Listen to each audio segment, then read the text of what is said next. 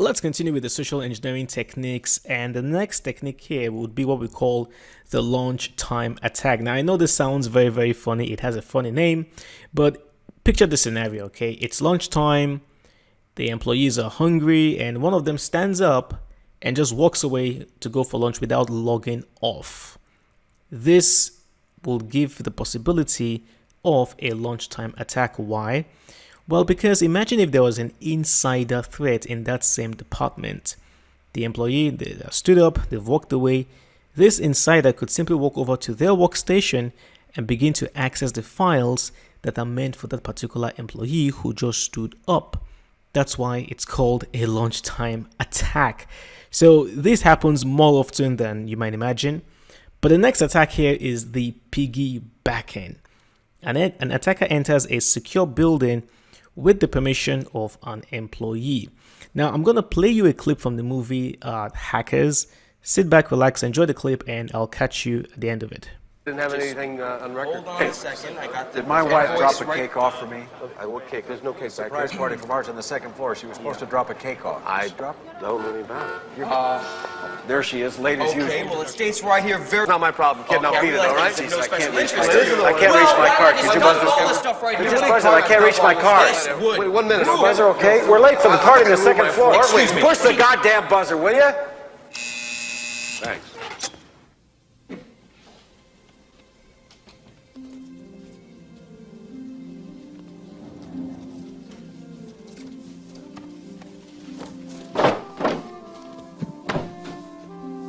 Alright, so welcome back. So that scene was from the movie Hackers. It's a very fantastic movie on cybersecurity. Now what you saw there is the classic case of piggybacking. You see the protagonist there, Robert Redford, the actor, carrying the boxes with the balloons. He doesn't have access into that hotel, right?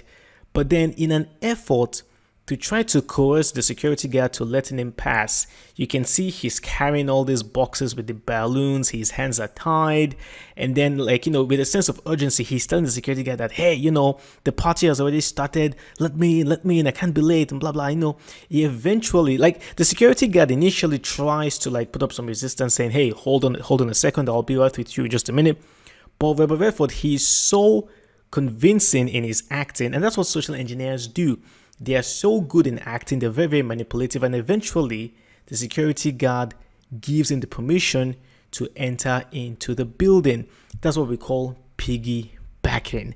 Now, in other cases, if the hacker wants to get access into a building, they don't have the security clearance, they don't have the card, one thing they could do is they will carry a set of boxes, or they'll keep their hands occupied, and then they'll wait for a real employee to walk over to that door, and then they'll simply just walk behind.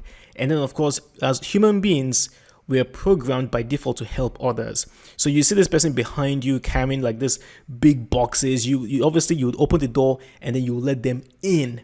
That's what piggybacking is called. Now, there is a similar attack here called tailgating. It's similar but not quite the same, because the difference here is that the attacker, without access authorization, closely follows an authorized person in a reserved area.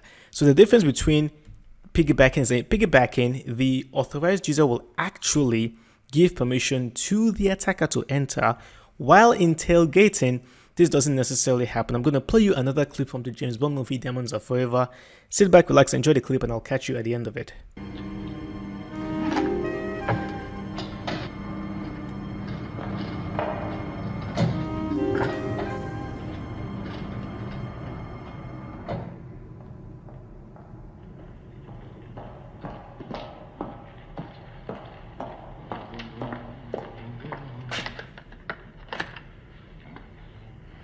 Hello.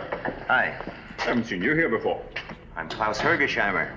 New here. I've been here 3 years. G-section. How are things in G-section?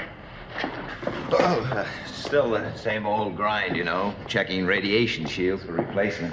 Hey, by the way, where's yours? I've been waiting a couple of days for you guys to deliver them. Oh, gee, I'm sorry. You should have given us a phone call. Here, look, I've got one here. Lucky for you, I carry spares. Now, you keep that on. You can't be too careful about radiation. Absolutely. I feel much safer with this on. See you around.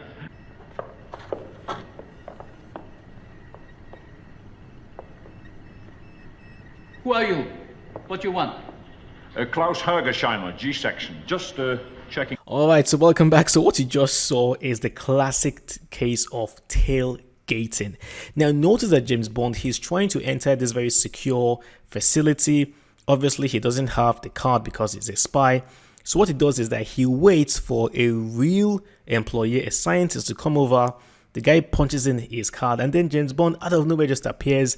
Now notice that he walks in front of the scientist and he pretends to put his own card inside. It's a fake card, obviously, and James Bond is all acting very, very natural, like, you know, he walks in the same building as well, things like that. And eventually, of course, the door opens and then they both enter. That is a very classic case of tailgating. So these are two very similar kinds of social engineering tactics, but just, you know, a little bit different. All right, here it is, a very, very funny joke that's present in the cybersecurity industry. I thought I'd share this with you. And of course, you know, you have the man saying that the house is built with unbreakable locks and doors, windows, and walls. And then the wife is asking, well, then how did the criminal get in? And then he says, well, he rang the doorbell and I opened the door. Just very, very, very straightforward, right? But it just tells you the power of social engineering. You can have all the best firewalls, the strongest security policies, the best anti-malware. But if you have a very highly skilled social engineer who is able to manipulate an employee, well, they can gain easy access into your building.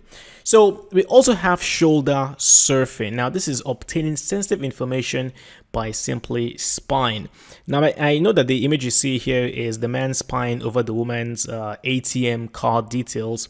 But this also happens in the office where maybe an employee, they're trying to put in their password, and then you have the spy simply looking at the keyboard, hoping to find out what the password is. That will be an example of shoulder surfing. So we also have dumpster diving, and this is where an attacker would obtain or try to obtain sensitive information by going through the company trash. You'll be surprised at the kinds of very, very sensitive documents that are simply put into the trash in companies. So here is kind of like a potential scenario of how a social engineer could extract valuable information from a company. First of all, they might use piggybacking or tailgating to gain access into the building. Then possibly they might use shoulder surfing to spy the password of an employee. And then maybe they might actually use dumpster diving. They might go through the rubbish just to figure out if there are any important or sensitive files in them. So how do we prevent these kinds of attacks? Well, obviously all employees should be observant. They should ask questions. Once they've given access to somebody into the building, they should ask that, hey, are you looking for somebody? Can I help you? Like, don't just allow, you know, the intruder just to enter without asking questions. And obviously, for the case of the dumpster diving, all sensitive files should be properly shredded and not just thrown into the garbage can. Thank you for watching. I will see you in the next class.